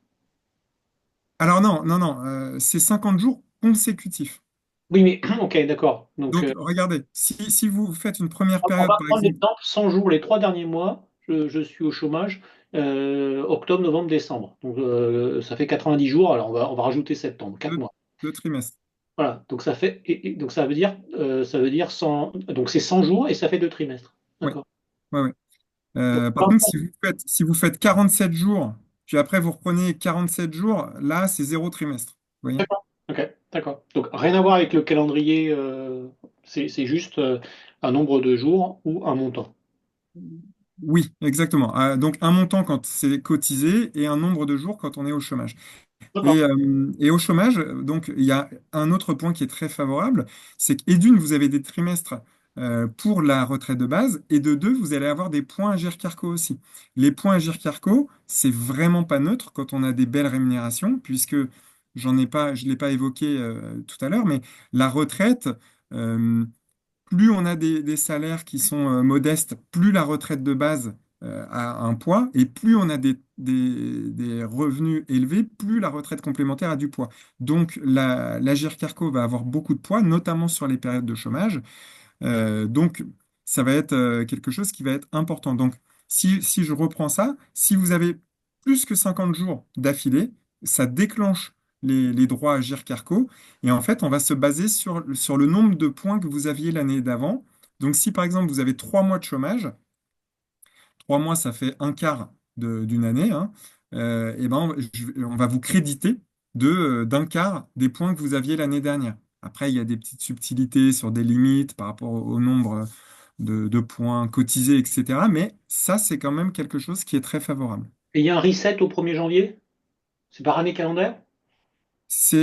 Alors, on prend la période de l'année civile, ça c'est pour la base de calcul. Mais par contre, non, il n'y a pas de. Enfin, je pense percevoir Les 50 jours, je vais prendre l'exemple extrême, les 50 jours sont à cheval sur le 1er janvier. Non, mais il n'y a pas de souci. En fait, les 50 jours, c'est pas nécessairement du 1er janvier, il n'y a pas de reset. Par contre, comme je vous ai dit, euh, comment dire? Alors, il n'y a pas de reset pour tout ce qui est complémentaire. Par contre, comme on fonctionne quand même en année civile au niveau des trimestres, comme je vous ai dit, il y a 4 trimestres maximum. Si par exemple, on est au chômage du 1er décembre jusqu'au jusqu'à fin février, ben, en fait, on va valider aucun trimestre malheureusement, puisqu'on n'en valide pas sur 2024, par exemple, et on n'en valide pas non plus sur 2025, puisqu'on a, enfin, si, dans mon exemple, parce que ça faisait plus que 50 jours, mais vous voyez l'esprit, c'est vraiment par année quand même. Euh, Donc ça, c'est vrai, sauf pour la Jérémy, complémentaire. messieurs, les c'est amis, vrai, sauf pour la complémentaire. Voilà, exactement. on va avancer si vous voulez bien, parce Oui, que le timing est serré. oui, L'objectif, c'est qu'on termine la présentation à 45, et il nous reste exactement. 7-8 minutes, et qu'on passe aux questions ensuite, hein. Oui, D'accord, ok. allons-y. Donc alors, justement, bon, les règles de base sont déjà assez poussées, mais il y a justement des possibilités d'optimiser tout ça. Je vais pas tout vous détailler parce que justement là, ça serait même plus un challenge, ça serait trop compliqué. Mais en tout cas, Pavel évoquait tout à l'heure le plan d'épargne retraite collectif. Ça, c'est vraiment quelque chose qui est très très intéressant dans le cadre de la retraite et dans le cadre du portage. On va avoir la même chose au niveau individuel.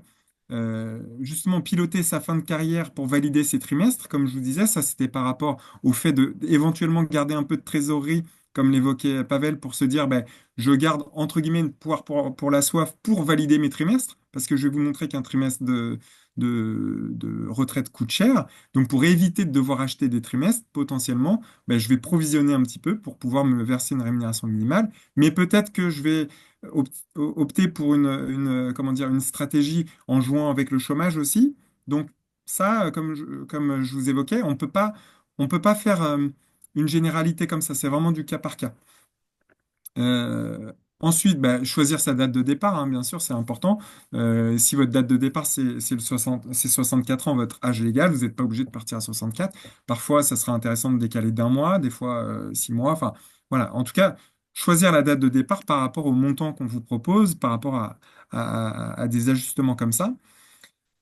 Si par exemple vous avez été dans d'autres pays, voir si on peut faire des cotisations volontaires. Je pense par exemple au Royaume-Uni qui offre cette possibilité. Alors j'ai mis choisir la bonne structure pour son activité de consultant, justement. La réponse va pas forcément être la même en fonction de votre carrière. Euh, c'est vrai que le portage salarial reste quand même au niveau de la retraite, en tout cas, parce que moi je vais parler de la retraite, ça reste quelque chose qui est le plus avantageux par rapport au point que je vous ai évoqué sur le chômage, sur les points Agir Carco. Ça vous fait pas changer de caisse, vous restez en régime de base et en Agir Carco, donc c'est des choses qui sont intéressantes. Piloter ses droits au chômage, ça on en a parlé, et éventuellement racheter des trimestres. Donc, parfois, enfin, je dis pas, c'est même pas parfois, c'est même souvent, est-ce que racheter un trimestre, c'est intéressant? Donc là, on va aller sur la slide d'après, justement, c'est la question, est-ce que c'est intéressant? Ben là, à cette question, je ne peux pas vous répondre. C'est complètement impossible de vous répondre. Je vais vous dire, ça dépend. Vous allez me dire, bon, c'est vrai que j'ai des origines normandes, mais on va regarder combien ça coûte, combien ça vous rapporte, et justement le temps nécessaire pour que ça soit amorti. Euh, Sans vous détailler, mais le trimestre, soit je peux l'acheter en option 1, soit en option 2. Ça va pas être exactement la même chose. Mais là, je vous ai mis justement le coût d'un rachat de trimestre. Le coût d'un trimestre va varier à 55 ans. Donc, j'ai pris 55 ans, parce qu'il dépend de l'âge, hein, mais on peut en acheter même à 35 ans. Mais plus on l'achète tard, plus ça coûte cher. Mais il va varier aussi par rapport à la rémunération que vous avez. Donc là, vous voyez, si je fais une fourchette entre 55 et 66 ans, ben, on est entre 2900, je vois pas bien, 80 le trimestre et 6000 euros pour un trimestre, hein. Donc n'oubliez pas qu'une année, c'est 4 trimestres. Donc ça veut dire que c'est entre 12 000 et 24 000 pour valider une année. C'est pour ça que le pilotage est extrêmement important pour éviter de devoir faire ça. Mais l'un n'empêche pas l'autre non plus. On peut éventuellement racheter des trimestres et piloter quand même son activité. Alors, je vous ai mis un exemple. Alors bon, il y a beaucoup de chiffres, c'est un petit peu barbare, mais c'est comme ça qu'on le calcule. On prend la tranche marginale à l'entrée, la tranche marginale à la sortie, on regarde combien coûte un trimestre, combien on en rachète. Bon, on met tout dans la balance et on vous dit, bah, par exemple, là, dans le premier cas, Monsieur X, 66 ans, dans son cas, le rachat de trimestre, c'était très rentable puisqu'il retombait sur ses pieds au bout de 51 mois. Donc, ça veut dire que s'il vit plus de 4 ans et 2 mois, hein, grosso modo, 3 mois, le rachat est rentable. Par contre, Madame X, 66 ans, elle, dans son cas, pour acheter 12 trimestres, ça coûtait, bon, dans son cas, c'était quasiment 60 000 euros déduction. Là, par contre, il fallait un délai de 665 mois. Alors là, ça fait un peu caricature hein, en termes de chiffres, mais c'est la réalité. Ça, c'est des vrais chiffres. C'est-à-dire que, vous voyez, à la question, est-ce que c'est intéressant? Ben, dans le cas de monsieur X, dans l'exemple 1, ben, on peut quand même se dire que c'est très intéressant parce que ben, c'est très intéressant si on compare par rapport à un placement, par exemple. Mais dans le cas de Madame X, l'exemple 2, là, clairement, je pense que je serais très très mauvais conseil si je la laissais faire un rachat de trimestre. Bon, vous l'aurez compris, des généralités, c'est un peu flou. Nous, comme je vous disais, on fait une étude justement précise en fonction de vos carrières et on vous donne bah, des réponses et puis une analyse poussée, un pilotage de fin de carrière. Si vous voulez juste avoir une simple idée de combien vous allez toucher, sans optimisation, vous avez le site inforetraite.fr qui peut suffire. Mais effectivement, si vous voulez vérifier votre carrière, piloter votre fin de carrière, voir est-ce que c'est intéressant de faire de la retraite progressive, du cumul emploi-retraite, enfin, toutes les questions qu'on peut se poser. Là, il faut faire un bilan retraite et je vais vous présenter ça en 1 minute. Alors, justement, ça, c'est de la redite, hein, le pilotage par rapport à la fin de carrière sur le portage, mais c'est quand même important. On l'a vu, le coût d'un rachat de trimestre est très cher, donc il vaut mieux éviter de devoir en racheter et donc piloter sa rémunération. L'assurance chômage, enfin, c'est vraiment le point qui est très très différenciant parce qu'aujourd'hui, on a encore des dispositifs qui sont très intéressants. On a eu là les nouvelles règles de l'UNEDIC qui sont tombées et qui sont globalement encore très protectrices, notamment à partir de 57 ans. Donc ça, c'est très important. Et le dernier point, vraiment en un mot, ben justement, si vous avez la possibilité de pouvoir mettre un dispositif de PER collectif, alors là, il y a une petite coquille parce que ça dépend du nombre de salariés. En fait, on peut avoir un forfait social en fonction du nombre, etc. Mais dans tous les cas, là, j'ai refait le calcul justement juste avant de prendre l'antenne, entre guillemets.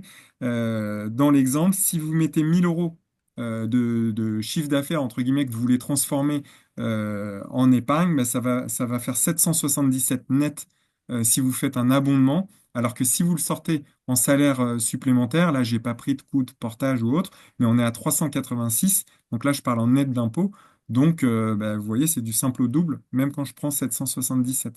Donc, il y a vraiment des choses à faire sur ce sujet. Euh, voilà pour ce dernier point. Alors, bon, on aime bien mettre des petits avantages pour les gens qui ont été courageux. 77 personnes, encore très courageuses. Un bilan retraite, nous, on le facture 1 200 € TTC. Et les gens qui nous contacteraient suite au webinaire, on pourrait faire une remise de 100 euros voilà, sur cet audit. Euh, voilà pour le cercle. Donc j'espère que ça a répondu à vos questions. N'hésitez pas si on a encore un petit peu de temps. Je m'en remets à François pour le Merci, timing. merci beaucoup. Euh, pardon, je suis en train d'essayer de ne pas fermer le webinaire. Merci beaucoup, Jérémy, pour toutes ces explications. On va pouvoir passer aux questions-réponses. Vous avez encore en partage j'ai l'impression, hein, le document là. Oui. Euh, je vais l'annuler. Je cherche le bouton et je ne le trouve pas. Euh, Pourquoi n'ai-je pas la possibilité de fermer? Voilà, il est fermé, semble-t-il. Très bien. Mais écoutez, merci à vous trois pour vos interventions. Il y a eu de nombreuses questions dans le chat, et notamment sur la première partie, mais aussi sur la seconde. Mais en tout cas, pour ce qui est de la première partie, peut-être que Emmanuel et Pavel auront eu le temps d'en prendre connaissance. En tout cas, Olivier a bien répondu à beaucoup d'entre elles dans le chat. Et puis des questions aussi sur la partie retraite abordée par Jérémy. C'est très clair. Jérémy, merci beaucoup. Donc, écoutez, là, ce que je vous propose, c'est sur le dernier quart d'heure qui reste, eh bien, de passer aux questions-réponses. S'il vous plaît, des questions qui ne sont pas personnelles, mais qui peuvent vraiment intéresser tout le monde, hein. Voilà, sur des points génériques. Euh, Si vous avez besoin de questions personnelles sur la partie portage salarial ou chômage, ben, je vous invite à prendre contact avec Pavel. Si c'est sur la partie retraite, avec Jérémy, bien entendu. Allons-y pour les questions d'ordre générique et non pas personnel, on est d'accord. prenez la parole, enlevez votre micro. Et s'il vous plaît, des questions courtes et des réponses courtes. Ouais, Comme j'ai ça, une question juste, si je peux me permettre. oui. C'est d'ordre général. Il y a effectivement donc l'âge de 64 ans pour prendre sa retraite, mais est-ce qu'il y a un âge maximum de 67 ans qui permettrait justement d'avoir, comment dire, de ne pas être pénalisé par des malus, quand bien même on n'aurait pas nos 171 trimestres. C'est-à-dire, par Oui, exemple, les 10 oui. dernières années, on ne travaille plus, mais on a quand même cotisé 28 ans. Mais on prend sa retraite en prenant sa retraite à Jérémy. 67 ans. Du Oui. coup, on a finalement une retraite pleine puisque ça se calcule sur 25 ans. Est-ce que ça, c'est vrai ou pas? Alors, c'est vrai en vous répondant très synthétiquement. Enfin, alors, 67 ans, c'est l'âge de taux plein automatique aujourd'hui. Donc, effectivement, vous avez raison. Mais, excusez-moi, il y a quand même un mais, c'est que la formule de calcul, je vous la détaille pas parce elle est complexe, mais il y a une partie, c'était le nombre de trimestres que vous avez, donc sur le nombre de trimestres qu'on vous demandait. Donc là, par exemple, vous me dites 171, mais vous aurez toujours ce ratio si vous avez travaillé que 60 ans, 60 ans, 60 trimestres, pardon.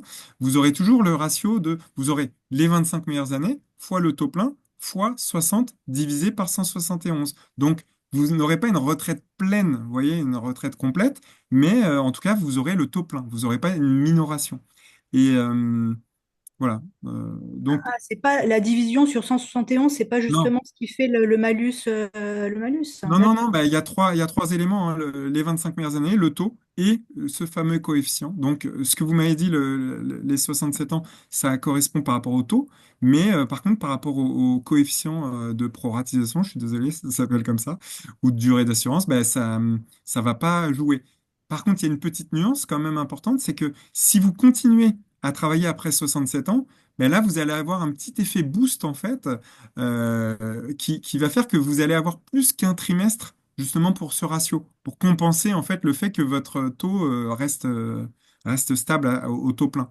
Donc vous avez raison pour les 67 ans, mais j'aurais aimé vous dire que la retraite était pleine et entière à 67, mais ce n'est pas le cas. Merci Ok, Jérémy pour cette Bah, réponse. merci. Une autre question, s'il vous plaît. oui, merci. Bonjour, Carole Souverain. J'ai une petite question concernant les périodes de chômage et l'acquisition des trimestres. Alors, oui, j'avais connaissance qu'on acquérait des trimestres pendant le chômage, mais sont-ils valorisés en termes de retraite au final? Alors, donc, les trimestres de retraite sont comptés pour le taux plein, vous savez, le fameux taux là, de 50% Mhm, s'il est plein. Ils sont valorisés également pour le ratio dont je viens de parler, le nombre de trimestres que vous avez travaillé, enfin, que vous avez acquis, pardon, divisé par le nombre de trimestres qu'on vous demande. Par contre, si vous avez des indemnités de 5 000 euros par mois, ça va pas rentrer dans les meilleures années, même si c'est vos meilleures années.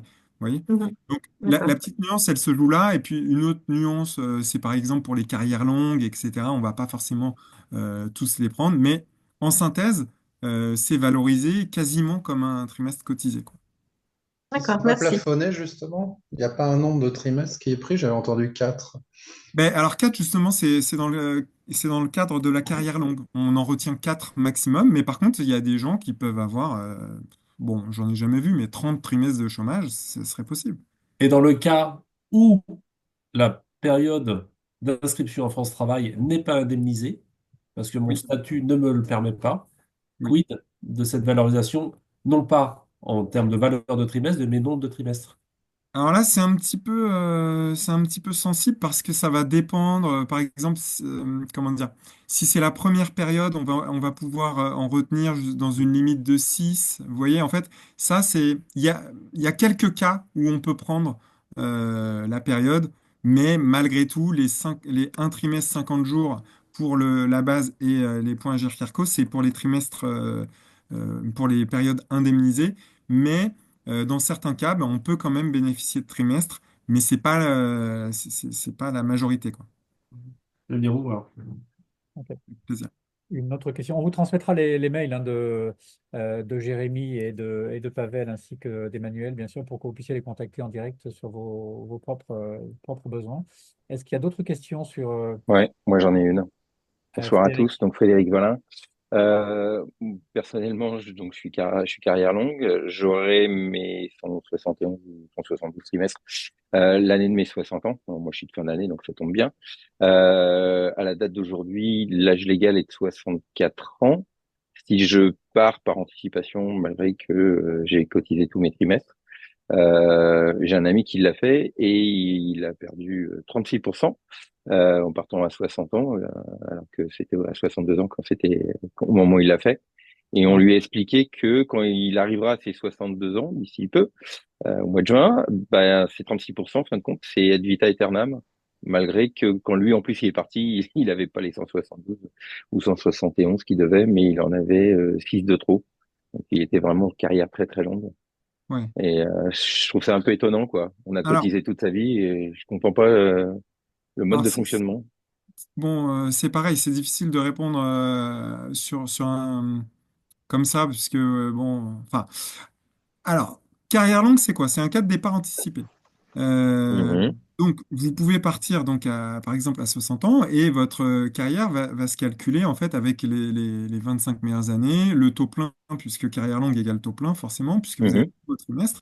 Par contre, là où il peut avoir ce fameux moins 36%, de ce que j'en comprends, c'est que si demain là vous allez sur Info Retraite, vous voyez l'âge à 64 ans, effectivement, si vous partez à 60 ans, ben, vous avez quand même moins. Pourquoi? Parce que vous n'avez pas de point Agirc-Arrco de la période de 60 ans à 64 ans, par exemple. Vous êtes... mhm. enfin, c'est sur ce type de mécanisme. Mais aujourd'hui, il n'y a pas de décote, justement, quand on part en carrière longue. Mais je ne peux pas vous répondre beaucoup plus précisément parce que c'est vraiment du cas par cas. Enfin, quand je dis c'est du cas par Ouais, cas, d'accord. je peux vous le Donc, de ce que je répéter comprends vraiment. de de ce que je comprends de votre réponse, et à la rigueur, je prendrai contact avec vous quand on aura vos contacts, c'est que sur la partie purement CNAV, TS, on n'a pas de décote. Ouais. Par contre, sur la partie AG-Carco, parce que l'AG-Carco calcule et fait on va dire, dans ses plans de simulation, comme si qu'on partait à l'âge légal, et c'est là où ça génère une décote. Mais de Alors, ce que j'ai compris de cet ami, c'est ouais. que le jour où il part du moins, le jour où il aura ses 62 ans, parce que lui, l'âge légal était 62 ans, bah, en fin de compte, c'est 36% qu'il a perdu, bah, c'est ad vita aeternam, quoi. Donc, Ouais, ouais.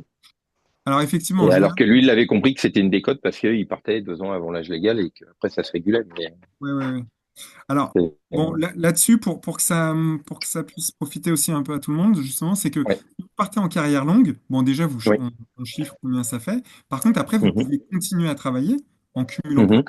Et là, il y a des règles bien spécifiques où il ne faut pas dépasser un certain montant, etc., parce qu'on n'a pas l'âge légal, alors que, on part en anticipé. Donc, cette histoire de carrière longue, euh, Mhm. il faut, C'est pas très clair, je trouve. en fait, c'est pas parce qu'on a droit à la carrière longue que Mhm. ben, on vous conseillera de partir en carrière longue. Encore une fois, il n'y a pas une réponse parce que ça dépendra complètement de vos besoins. Après, le 36%, il est élevé, hein. Il faudrait vraiment regarder dans le détail pourquoi. Mhm. Mais bon, ça me paraît un peu élevé. Euh, ok. Merci pour ce début de réponse et je prendrai contact avec vous. Avec plaisir. Une question peut-être pour Pavel ou Emmanuel de la part d'Émeric là, dans le chat. Expliquer comment fonctionne la relation contractuelle du porté avec son client rapidement. Qui contracte et avec quel contrat? Pavel, tu veux répondre ou j'y vais? Allez, Oui, vas-y. je vais répondre. Enfin, Très bien. Donc, le portage salarial, c'est une relation tripartite qui se traduit en deux contrats. Donc, il y a seulement deux contrats. Le premier contrat, ça va être le contrat de travail entre le salarié porté, le consultant, le manager de transition et sa société de portage salarial qu'il aura choisi. Ça peut être un contrat CDD ou CDI en fonction de la mission, de besoin du consultant, etc. Ensuite, en face, on va voir un contrat de mission. Donc, c'est un contrat de prestation de service dans lequel la société de portage salarial va contractualiser avec votre client et éventuellement, le consultant peut aussi participer à la contractualisation en apposant sa signature. Ce qu'il faut comprendre dans ce fonctionnement-là, c'est que grosso modo, on a besoin de justifier d'un côté la facturation à la société et de l'autre côté la production de bulletins de paye. Et justement, le contrat de prestation de service nous permet de justifier sur la base des comptes rendus d'activité l'envoi d'une facture mensuelle. Et de l'autre côté, puisque le consultant porté qui travaille sur la mission est notre salarié, on lui envoie un bulletin de paye correspondant donc à sa facturation. Et juste pour compléter très rapidement, c'est pas parce que votre mission arrive à son terme que votre contrat de travail s'arrête. C'est complètement décorrélé, donc vous pouvez, et c'est l'objet du portage salarial, évoluer d'une mission à une autre, d'un client à l'autre sans changer de contrat de travail. Le client est la boîte de management de transition ou le client final? Alors, c'est le client de la société de portage salarial, donc ça sera la société avec laquelle vous mettez votre société de portage salarial en relation. Donc, si vous les mettez en relation avec le manager de transition, enfin, la société de management de transition, le contrat de prestation de service de portage salarial sera mis en place avec l'entreprise de management de transition. Si vous les mettez directement en place en contact avec le client final, qui est votre client, le contrat s'établira entre la société de portage et le client final. Merci. Quelqu'un a levé la main, BR. Oui, bonsoir. Qui êtes-vous, BR? Voilà, je m'appelle Bruno Rivière et je suis adhérent au cercle, bien sûr. Je voulais savoir, l'opérateur France Travail incite de plus en plus à se désinscrire lorsque la mission va être longue, en argumentant que à l'issue de la mission, même si on s'est désinscrit, on récupère ses droits rechargeables. Par contre, ce qui n'est pas précisé, c'est est-ce qu'on récupère ces droits rechargeables après désinscription avec la convention UNEDIC qui a permis d'ouvrir ces droits, ou ils seront gérés, ces droits rechargeables récupérés, avec la convention UNEDIC en cours au moment de la récupération des droits. Et bien évidemment, en filigrane de ma question, il y a le changement de convention qui va intervenir au 1er avril.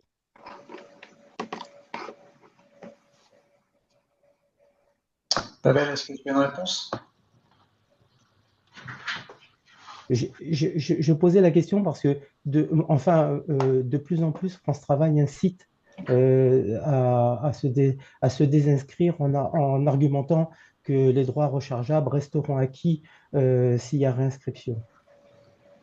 Alors, je vais m'appuyer sur Pavel, je n'ai pas forcément la réponse moi-même, mais bon, je doute un peu de ce forcing fait de leur côté. Pavel, est-ce que tu as plus d'informations? Alors, je dirais que dans un cas classique, effectivement, lorsque par exemple un consultant est déjà indemnisé et ensuite il exerce en portage salarial avec une rémunération plus importante, effectivement, maintenir l'inscription n'a pas énormément de sens, sauf si c'est une mission très courte. Parce qu'effectivement, il y aura l'histoire des droits anciens et de nouveaux droits qui vont s'ajouter. Cependant, j'ai encore du mal à me positionner par rapport à la nouvelle réforme du premier, qui va être mise en place à partir du 1er avril.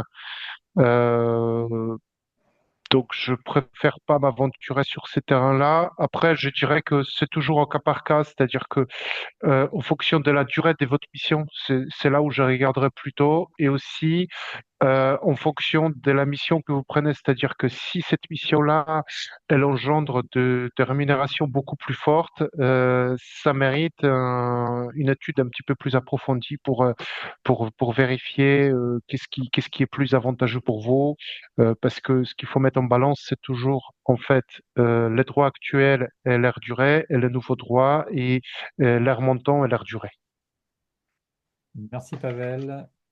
D'autres questions, si elles sont, je vois qu'Alain a levé la main, ainsi que Nathalie, si elles sont génériques, on est d'accord, hein, on les prend, sinon les consultants là vont prendre contact avec vous. Alain, allez-y. Bonjour, Alain Viard dans les achats. Ah oui, Alain, salut. Moi, ma question, c'est que j'ai déjà vu des sociétés de portage dans des simulations de fiches de paye mettre une ligne CVAE, c'est-à-dire cotisation sur la valeur ajoutée des entreprises, avec un argument du genre, ah ben, nous, on va payer ça, donc on vous en fait profiter. Je voulais savoir si c'était normal ou si c'était une façon de me prendre quelques pourcents en plus.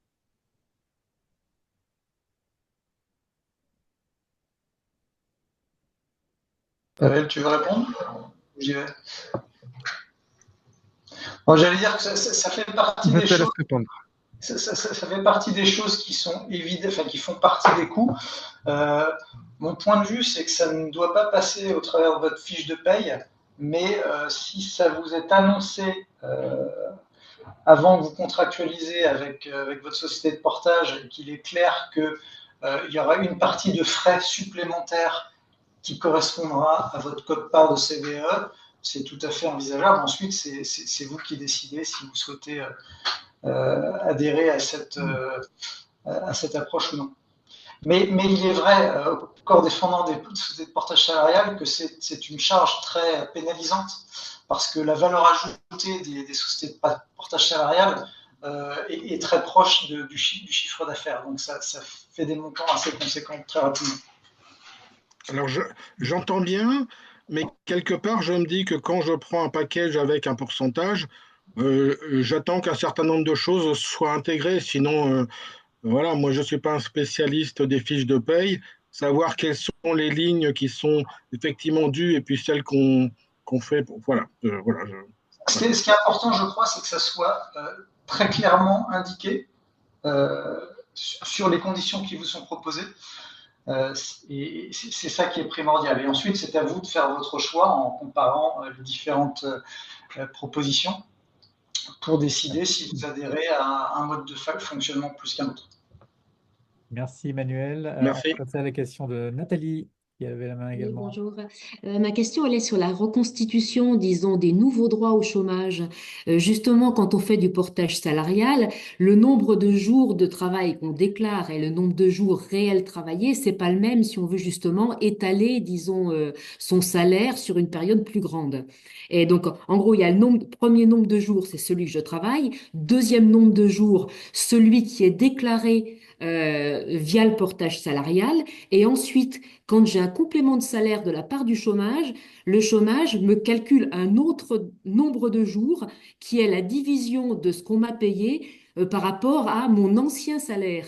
Donc ça, c'est trois types de jours. C'est lequel qui est pris en compte pour savoir si on a 6 mois de comment ça s'appelle, qui permettent la reconstitution du chômage.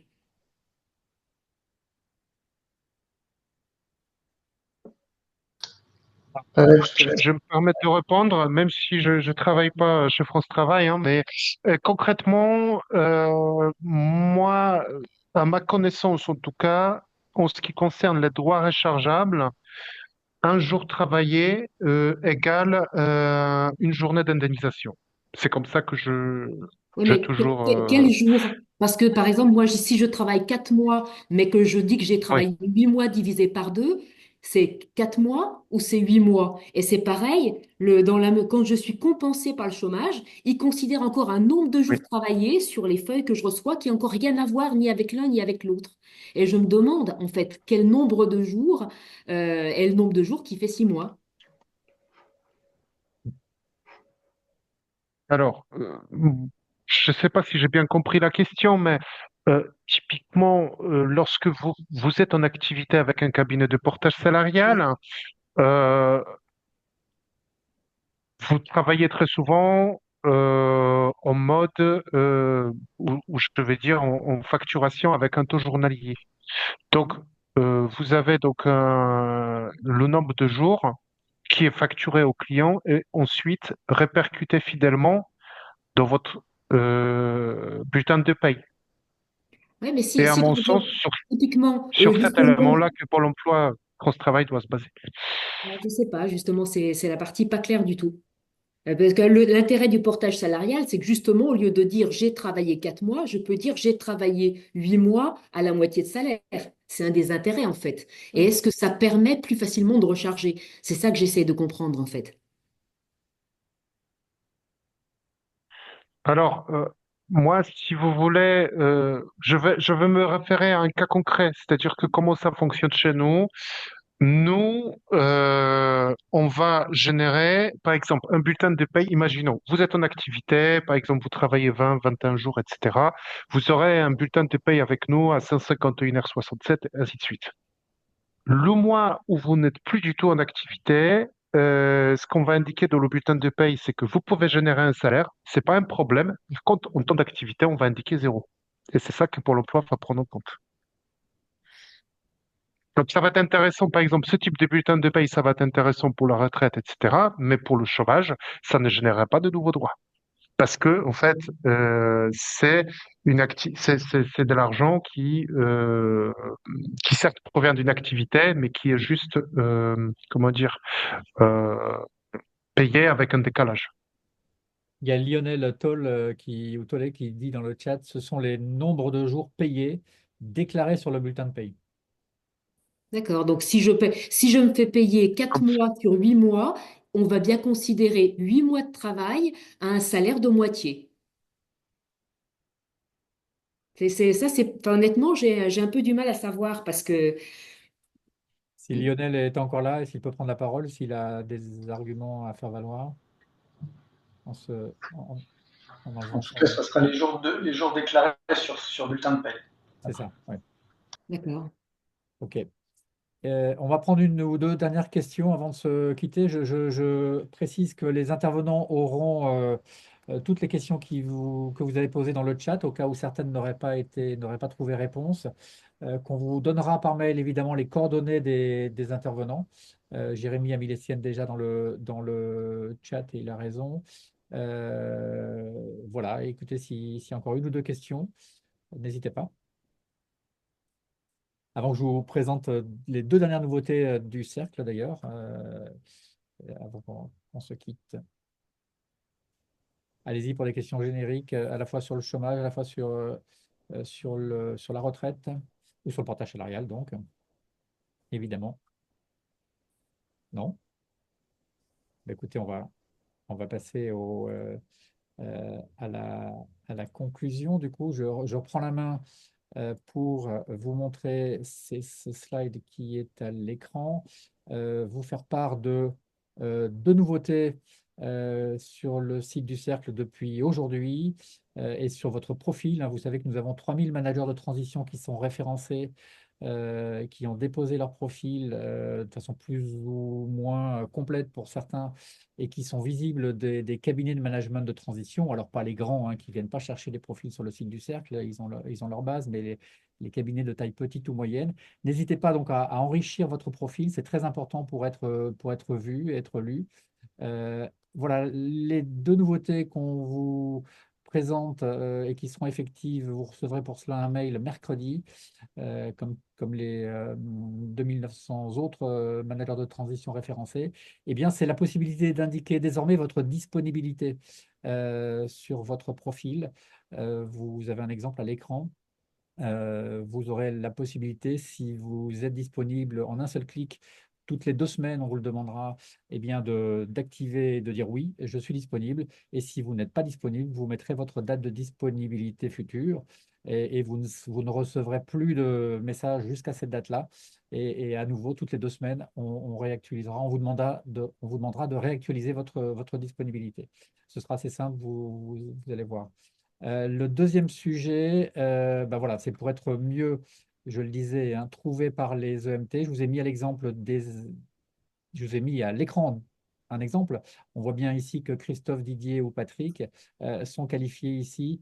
Ça a été lancé il y a quelques jours pour certains, de disponibles immédiatement. C'est comme ça que vous apparaîtrez pour les entreprises de management de transition. Et à l'inverse, ceux qui ne seront pas disponibles seront indiqués en rouge ici et arriveront dans le classement des profils présentés après ceux qui sont disponibles, bien sûr. Et ceux qui n'auront pas répondu seront qualifiés de disponibles non renseignés et seront tout à la fin de ce qui est présenté au cabinet. La deuxième nouveauté, c'est la possibilité de renseigner dans votre profil la région dans laquelle vous habitez et le département. Et là aussi, vous voyez l'exemple, hein, le Rhône en Auvergne-Rhône-Alpes.